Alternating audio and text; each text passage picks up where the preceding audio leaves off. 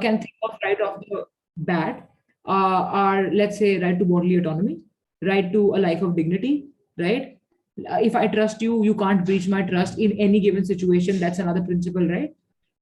So you develop certain obligations towards certain special relationships that you have. For example, a person who is vulnerable and they come to you, right? For example, the doctor-patient dynamic. That's a relationship of vulnerability where the patient trusts the doctor with their life, or perhaps doing the right thing to their bodies, which is why it becomes the obligation on the doctor to just render the services that they're supposed to and they're expected to, and not play foul there, right? Likewise, there are other types of relationships. I hope you're able to absorb all of this, what I'm saying. If you're not, just make notes, however Afrin tells you to do it.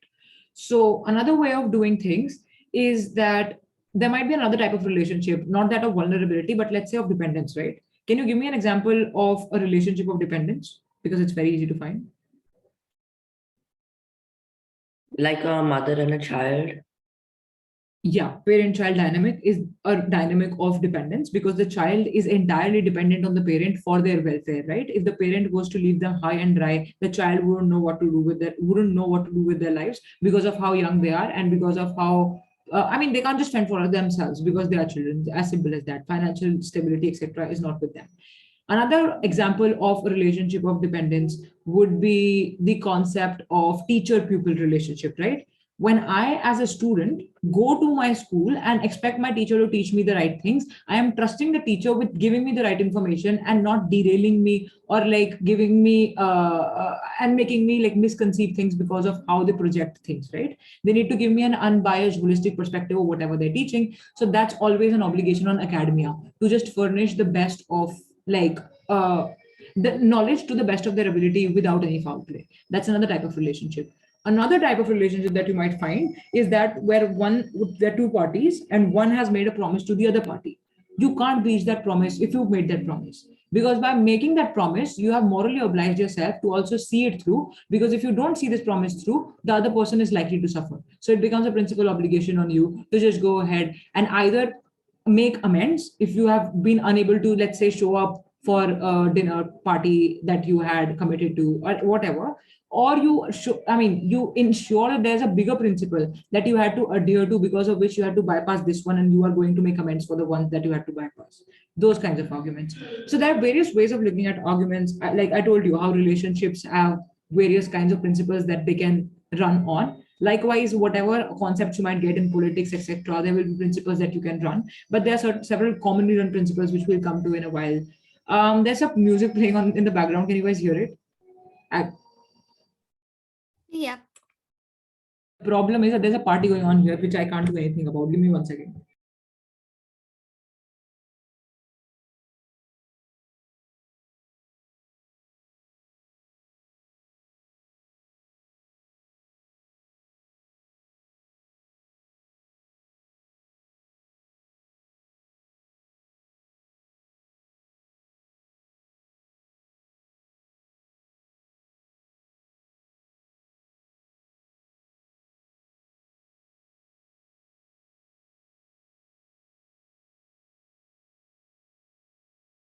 Okay, so this should be better, but I really can't help. I just live in a place where there are parties happening all the time. Sorry about this. Okay.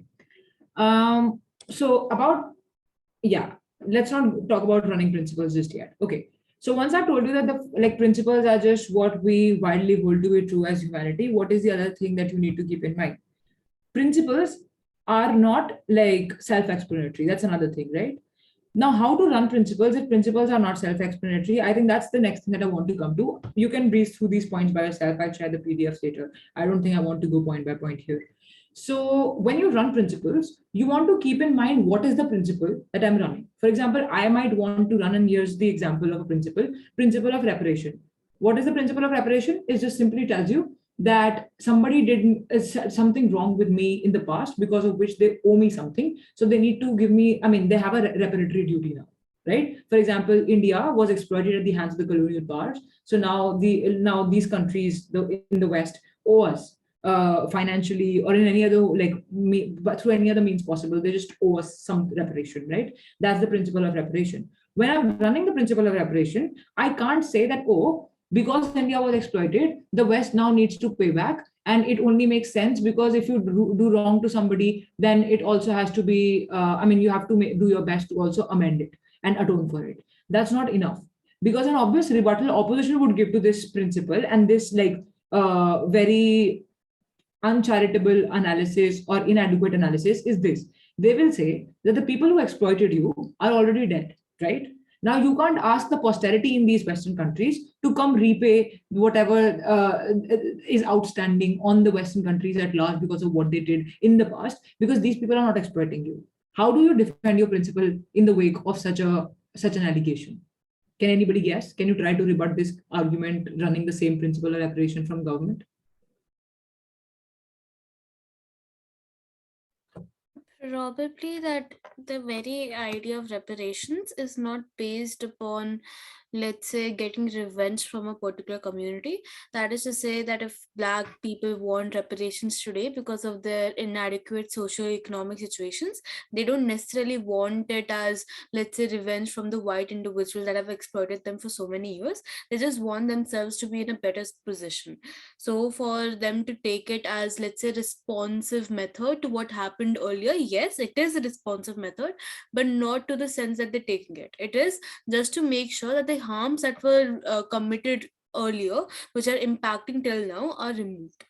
And then it is societal obligation over everyone to make this happen.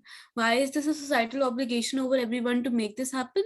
Because just the principle of equality, it's not their fault that they are in a situation right now as of such, and that's why it becomes important for us to strengthen them and to make them into better individuals at large, to make the situations better at large. But secondly, that if a particular community is grieving and it's not particular individuals, then the idea of helping as well as a government, the duty of the government and the entire world that is, let's say, doing better off, is comes in to actually make sure that these impacts are eradicated. That's why when we say that reparations for any minority should be there, it's not about what happened with the minority, that is debatable. It's about the need of the minority to actually go through this. Okay. All right, Sneh. So, as far as I gather, what you're trying to say is that it doesn't matter what you did as an actor, what you did as an actor, or if you were an oppressor. The simple thing is that the person, the recipient of this reparation, is in need, and that's the sole reason for why you should use your privilege to help these people, right? Yeah, somewhere. Yeah. Okay. All right. Deal with this. I'm giving everybody a condition. So if you are given, if okay, you are a perfectly healthy human being who's injured their leg, so they have to go to the hospital to get yourself fixed. The doctor there, everybody on camera, come on, man, like what does it take? The doctor there is actually okay. So the doctor is operating on you, but alongside they have another patient who would probably die if they did not get a kidney for a transplant. Okay. Now the doctor is operating on you, and what they do in the process is also extract your kidney and like harvest it in that other body that needs it immediately. The thing here is that you as a patient have not suffered any harm insofar as when you wake up and the doctor doesn't tell you that you have your kidney has been taken away, you are functioning just as you were in the when you had both of your kidneys. So there's no obvious harm that's been brought to you, and there's another person who's been fixed and would have died had your kidney not been transplanted in him. So the kidney had not been transplanted. Now the thing is that I am helping a person in the society who needs my help, who would die without my help, and the doctor takes my kidney for a good purpose, to a good end, and I don't suffer. In this case, your principle of reparation should apply, Snake, don't you think? I should be okay with my kidney being taken away. No, the principle of reparation should not apply here, because understand the contrary over here, right? What happened with the Black individuals was a result of a series of oppression that was done by this particular class that is still present, though we might not say that they are the ones causing it in the current generation, right? We do think that they've reaped the benefits out of it. That is to say that Okay, now you're talking. Yes, that's a legitimate response. So you have to categorically mention that you might not be the oppressors, but you are definitely reaping the fruits of what the oppressors did to like the colonized countries, and all of your wealth is built on that oppression. So if you're using that wealth, you also have to give a bit of it to like the countries that struggled because of your forefathers. That's a legitimate response. But to say that the minority communities need you, that's why you should help regardless because you're privileged, is just going back to this thought experiment where you have to give away your kidney. Would you be okay doing that? Would you think it's principally legitimate for the doctor to take away your kidney? It's not. So charity still remains a choice. You can't say charity is an obligation on me just because I'm privileged, just because I'm better off as compared to the other people. Get it? So that's that. Now, the thing about principles then is that you have to think them through. So if I am trying to run a principle, for example, principle of reparation, this is what I tried to say through this example. It does not stand by itself. There was an obvious response to it that the people have not exploited, these people have not exploited you who are living in the present, and because of which you can't seek reparations from this contemporary society. But then Snare responds and rebuilds on that principle and says that, look, you've reaped the benefits, you still owe us. Which means that principles need to be proved and legitimized throughout the debate time and again, right? They never stand by themselves, which is why analysis is important. So don't just say that, oh, soldiers have an obligation towards the nation. Why? Nobody knows. Don't do that. Okay. Now, how to make a principle argument then? Mention your principle. Panel, our principle or the principle that we think we're going to run is the principle of reparations. In the next segment, just in the first layer of analysis, tell us what principle of reparation means. Don't link it to the debate yet. Just tell me, what does principle of reparation mean in the first place? What do you think it means? Once that second step is done, in the third step of building this argument, you want to link this principle to the debate. As in, explain in the third step, how is this principle relevant to this debate? Why is this principle being discussed in this debate, right? So you could possibly say that this debate is about developing in the developed countries and disproportionate growth, because of which this principle applies here, because disproportionate growth can be curtailed only when the West takes the best foot forward to help the developing countries, which it historically marginalized and exploited. This could be your understanding of why this principle is relevant. Within the relevance point, there are subsections. You have to explain to me, why does this principle stand over any other principle? Get it? So if the developed countries might owe you, but today even England might not be in the best shape. They might be in shambles as well. So why does the government of England owe the government of India the reparations and not necessarily like their own country and their own people, right? Because at the end of the day, if the country is in shambles and this society didn't do nothing, did nothing to oppress you as a developing country, don't I, as the prime minister in, let's say, some Western country, owe my people a more immediate obligation is of my people on me as compared to the people in the developing countries, right? So you have to tell me why this principle to your own immediate populace stands over the principle of reparation. Do you understand? So like there can be various conflicting principles in a debate. You have to tell me, why do you choose to stand by this one principle, and why and how this principle takes it over the other principle or the conflicting principle that the other side might be running. Okay, but then about that, I think I'll clarify it more when I talk about how to rebut principles. Cool. Now about, so on to this slide. About common principles that are generally run then.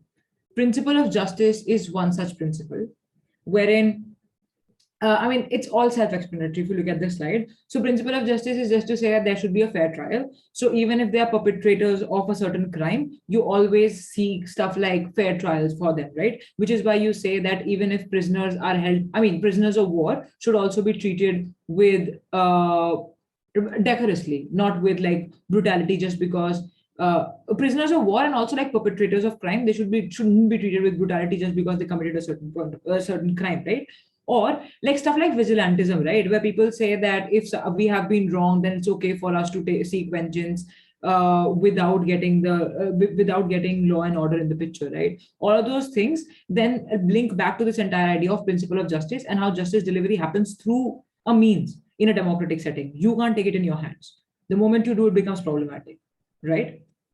Now, principle of responsibility, basically mostly run in like in debates where you are trying to say that, look, this industrialist or this company or this super privileged individual in the society has a certain sense of, should have a certain sense of responsibility towards its consumers, towards the citizens, towards the populace, because the society helped them build what they are able to build and call an empire. So it's their obligation to owe, and that's something that they owe to the rest of the society. So if I am an industrialist, I should pay a carbon tax according to however my industries pollute the environment, because I owe it to the society, and there are people who are genuinely suffering because of the environmental the contamination of the environment that I'm perpetuating through whatever industries and capitalistic endeavors I am undertaking. in which case principle of responsibility stands. Principle of responsibility can emerge in any given dynamic. Principle of responsibility can also be between a parent-child dynamic where the parent is supposed to take care of the child, think about the best interests of a child, because a child cannot think of for themselves and they can't fend for themselves, so they are dependent, etc. Now, principle of reparations, which is the third commonly run principle, is just like, I mean, I just made mentioned an example and I told you how it functions, right? There is a class difference, there's some sort of difference, there's disproportionate growth, there is inequality. How do you curtail that inequality?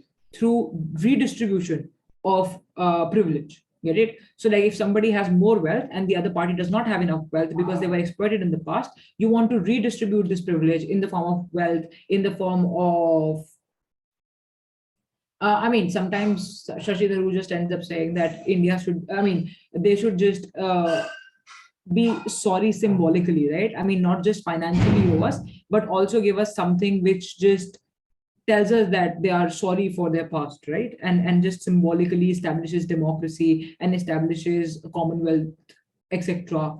Well, not just through finances. So reparations aren't always about seeking money from developed countries. It's also about other things. It's also about developed countries realizing that they should look after the environment more because they were the ones who exploited it the most. Industrial revolution hit developing countries way later, because of which we still need time to expand and not think about environment so much. So it's Western countries' obligation because they were the ones who exploited the most the environment, I mean, right?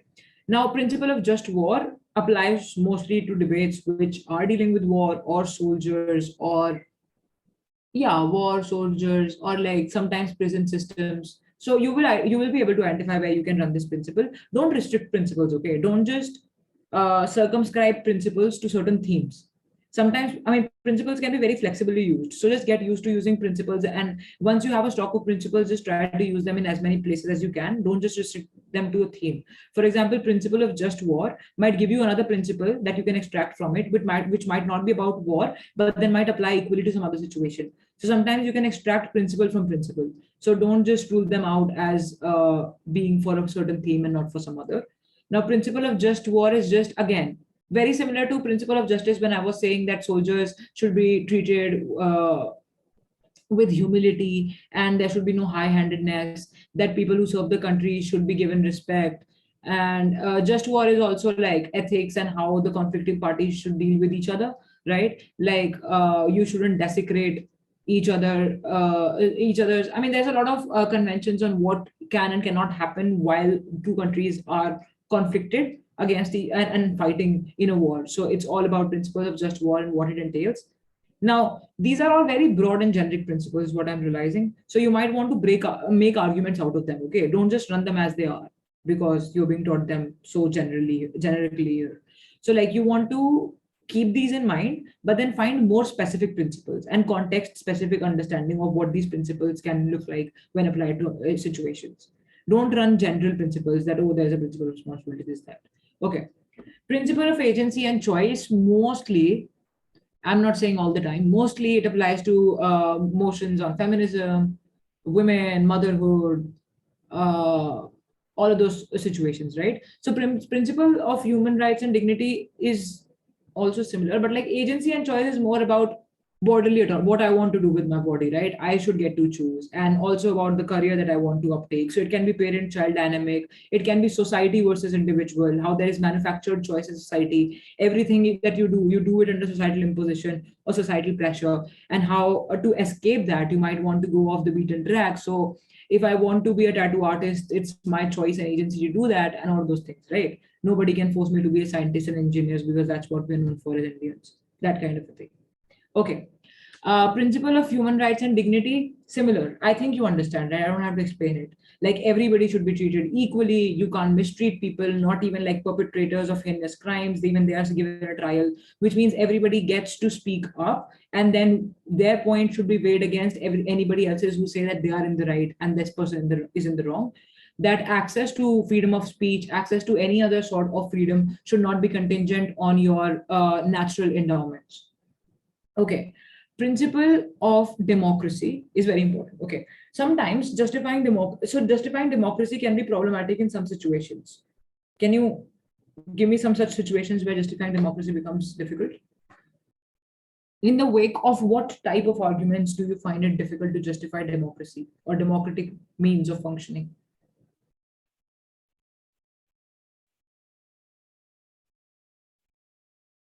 Probably emergency situations. That is to Yeah. say, like, let's say United States of America tomorrow is in a crisis. They're having cyclones and Yeah, so maybe when people say that in a democratic setting, that decision making is always delayed and never prompt. Okay. Anything else?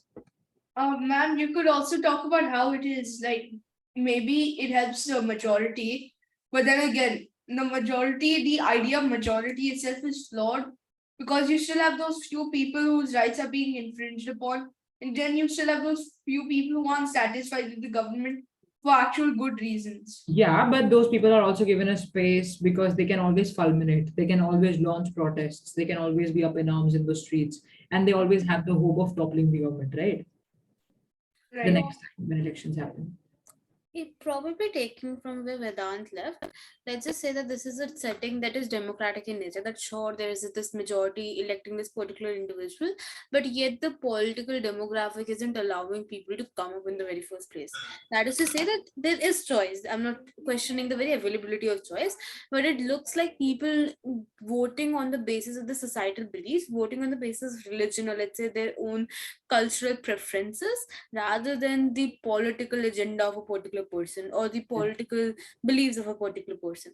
In this scenario, then democracy is ineffective in leading to the results that it promised, the result of, let's say, good decision making as you wanted it to be, but also the fact that how it is the will of the people, the will of the majority. But if the majority is electing upon the basis of religion, and this one minority is not able to draw the very same impact, then the ideology of democracy and the majoritarian will breaks down somewhere. Right, right. Okay, yeah, there's some obvious problems with this form of governance, and all of the problems that you mentioned do stand tall. But the thing is that whenever you're weighing democracy against any other form of governance or any other way of life, the kind of principle that you can run is that of free will, right? About how individual free will is very important in determining what the individual would like. For example, I might determine for Sneh that if she goes to, let's say, King's College London Parliament Invitational 2022 and wins there, I might say that she'd like it if she wins. But probably she wouldn't because she's missing her brother's birthday to attend the finals of the event or some such thing. So she'd rather be in the birthday and attend the invitational the next year, which means I might anticipate the best for you, but I still might not be able to get to the crux of what you actually want.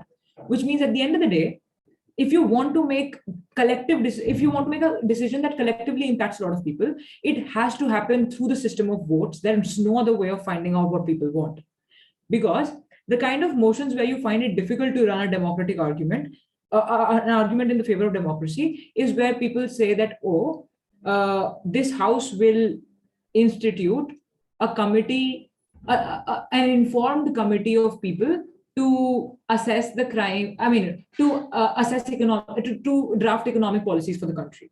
Now, here they are saying that there's going to be this autonomous body which is going to draft economic policies for you. And because they are all learned people, they will not go wrong with their economic policies. So the arguments that the government will run in this type of a motion is that, oh, this standalone autonomous body is very learned. They are the professionals in the field. They are like economists who would not go wrong with their economic resolutions. So let them do things, right? Democracy doesn't help because it sets back the economy and makes it backslide because there are so many delays in like consensus building, etc., etc. In this case also, how do you defend the principle of democracy?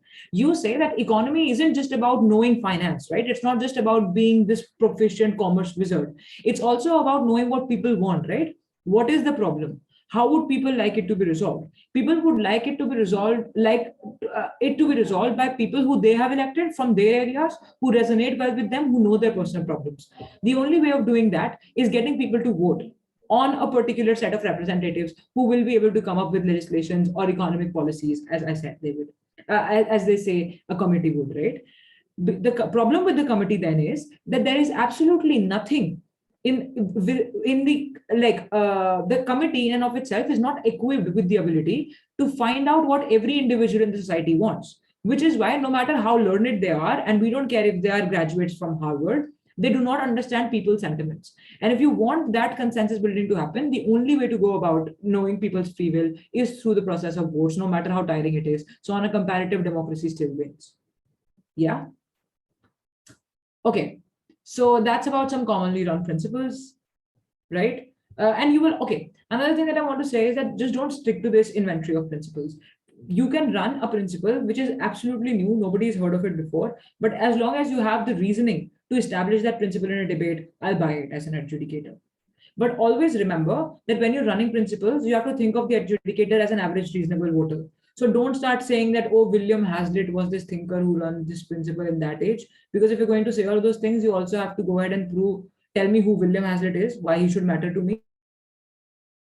But also, if you're going to use fancy terms that these thinkers might have used in the name of principles and philosophy, you have to explain those terms to me. Don't presume that I should know. I as a judge, am not qualified to have specialized knowledge in any discipline. I tell you this all the time. Yes, Nay. Yeah, I just had a doubt in regards to, using principles. In a scenario wherein a principle has failed, that is to say that principle of responsibility has, let's say, failed, the government has failed to enact a policy for the welfare of the people and has actually had a counter effect over it. Would then it be possible for us to argue that, okay, in this scenario then, because the principle of responsibility has failed, so has all the other interconnected principles with it, and that's for us to, let's say, as a society, go ahead and revolt and be the most anarchic version of ourselves is Is valid. okay. Is okay. Right? That Right. it's okay for us to be anarchic insofar as the government has failed us. Right. So basically, driving upon how do you draw the impacts of a principle, what happens when it succeeds, what happens when it fails. Yeah, but you could run this principle, but you have to draft it differently and more tactically. Understand? So you can't say that because the government has failed us, we will fail the government and we will throw aside law and order. What you could say though, and this happens, right? I was debating at a tournament, I don't know, last month, what was the motion? This house supports feminist vigilantism. This was about a group of feminists just ensuring that they will not let any of their own members from the community be afflicted by any like male member or anybody. And if that happens, they are going to be vigilantes themselves, which means they are going to seek vengeance and they are going to establish law and order from their side, overstepping their boundaries and like letting go of public law and order as a system, right? The problem with that is that, I mean, there's a lot of problems with it. I don't want to get into it. But what you could how you can substantiate the relevance of that is by saying that the government has failed you, which means that the government is not on your side, which means law and order or the police personnel perhaps perpetuates the same kind of misogyny that the male perpetrators practice, right? Which is why the feminists find it difficult to trust the government now. So we are not going ahead and breaching law and order because we want to seek vengeance on the government. We are doing it out of a sense of helplessness. If we choose to count on government now, we know they'll fail us again because they don't understand feminism. They villainize feminism because feminism in countries like India is still not understood. It's still thought of as like this fancy school of thought, which is just trying to topple the society and convention, right? You still have your hand raised, yes. Yeah, just a follow up on this. How would you defend this as prop?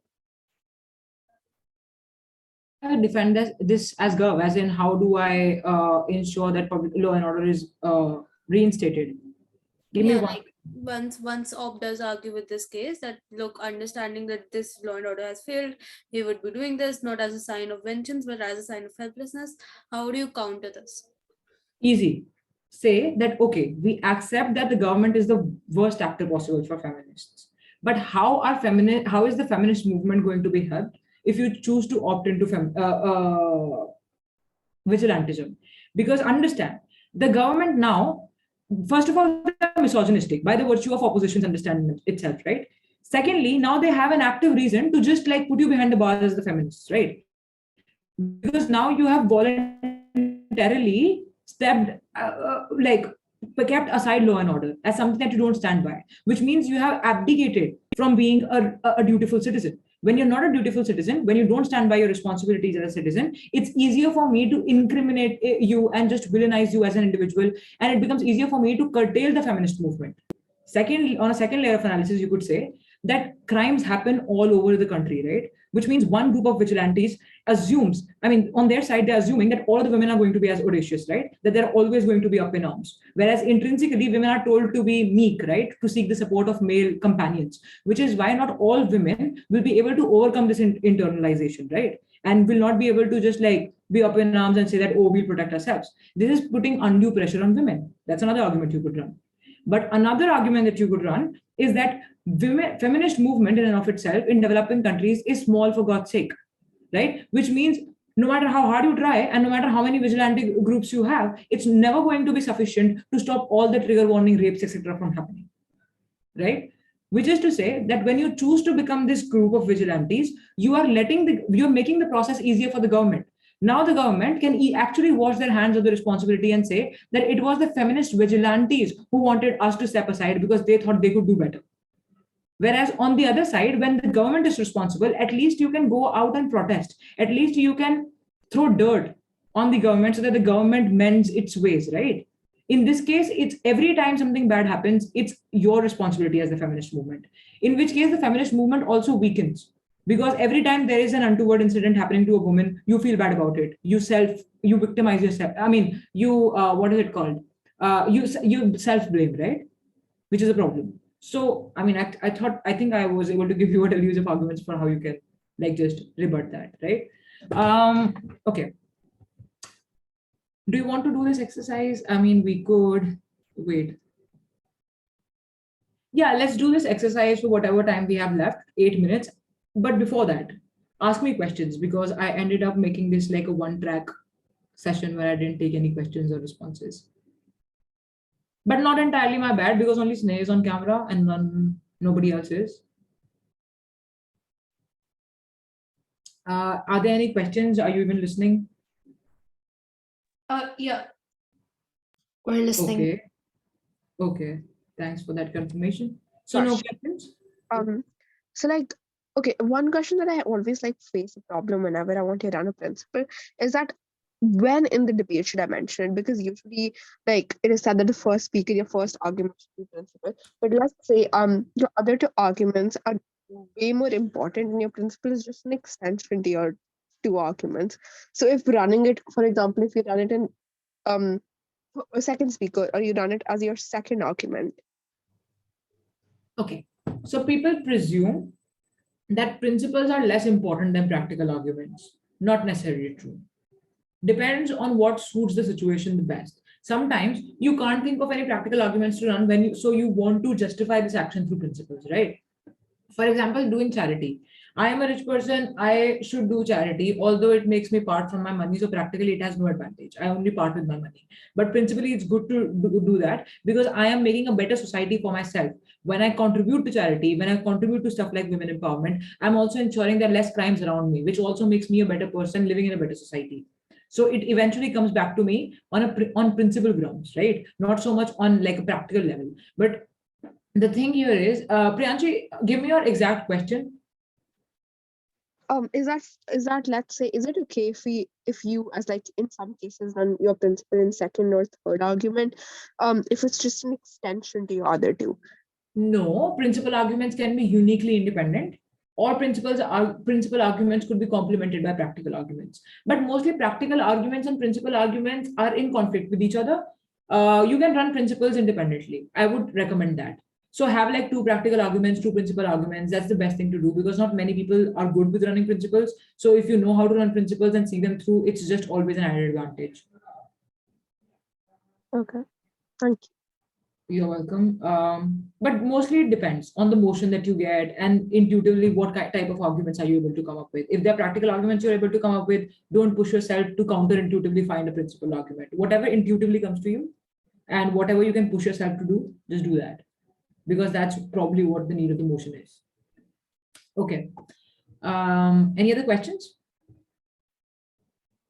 I think I can take questions for the next 5 minutes, or if there are no questions, we could just quickly do this exercise, which Afreen's put on the slide.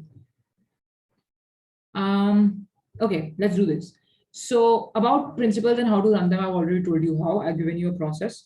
So it's the same thing. Identify which principle to run. How is this relevant to the debate? analyze the importance of it. No, I think what you should do is identify the principle, explain the principle regardless of what debate it is, right? As in, explain what the principle is, but don't link it to the debate yet. Then, as a third step, do this relevance. How is it relevant? And in the fourth step, you just go ahead and create an impact. If we follow this principle, this is what the impact in the society is going to be. So that's why we think this principle should be followed and upheld and this, that. Okay. But then even before this activity, I think what is more crucial, because this activity you can do by yourself as well, like whenever you have time.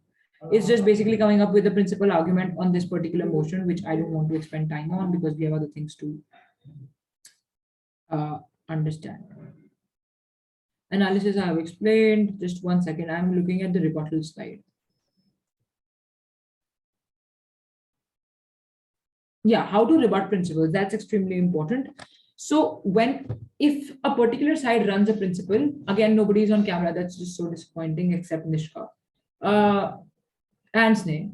Okay, so when you rebut principles, the first and the most easiest form of rebuttal, not most easiest, look at me. The easiest way of rebutting is disproving the existence of a principle.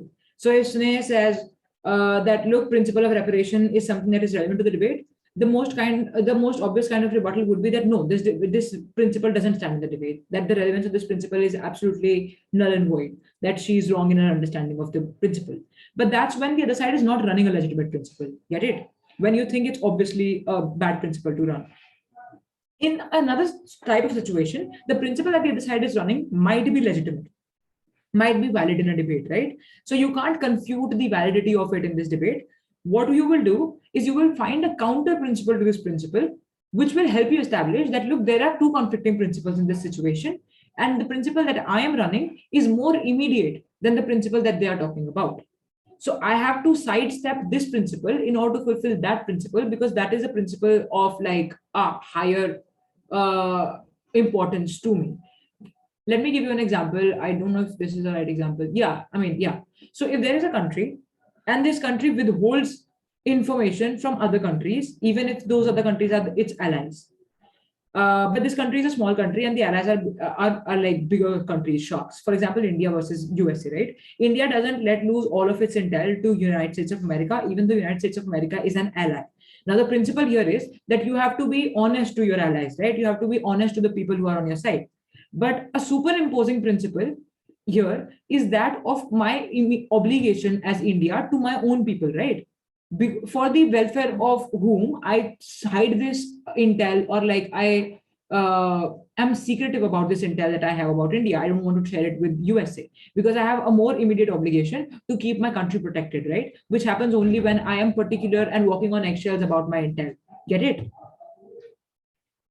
So the thing here is that you need to keep in mind which principle overshadows the relevance of another principle. Give me 1 second.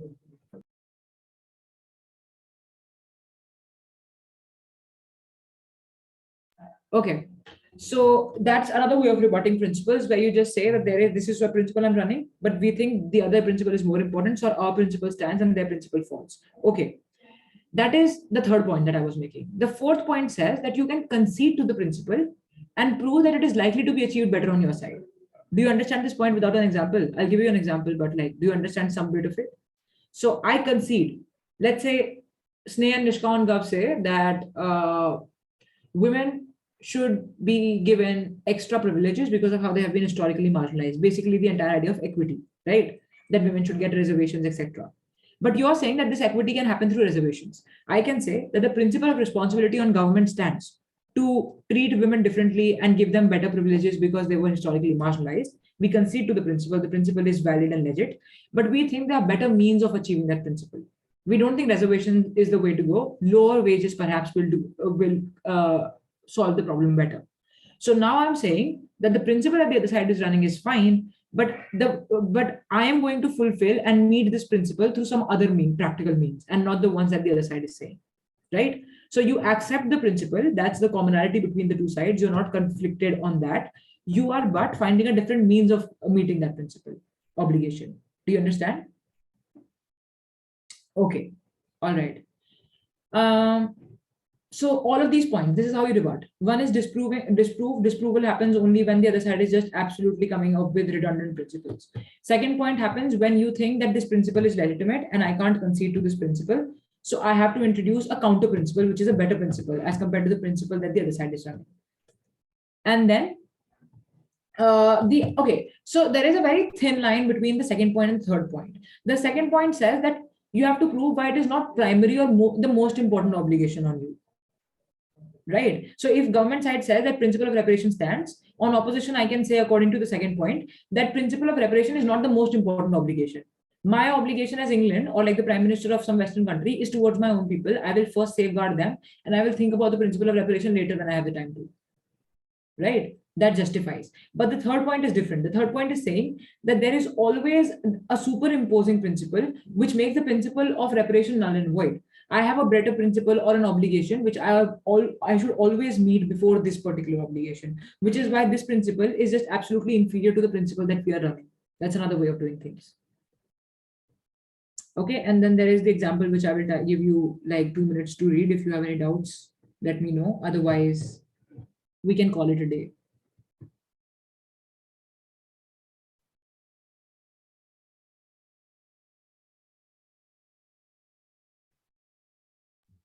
Just a clarification. Yeah.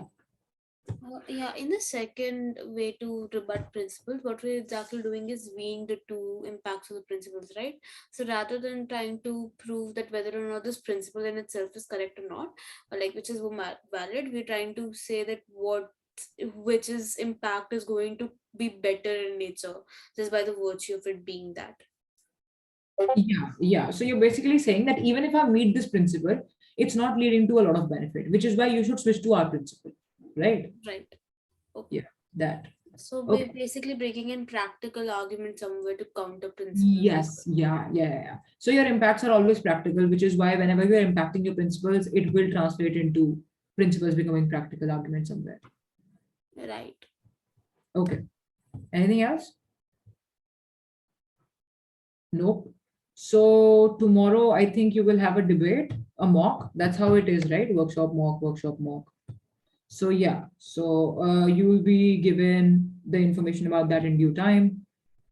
I hope the session was fine and you learned from it. Thank you so much for joining in. Have a good evening.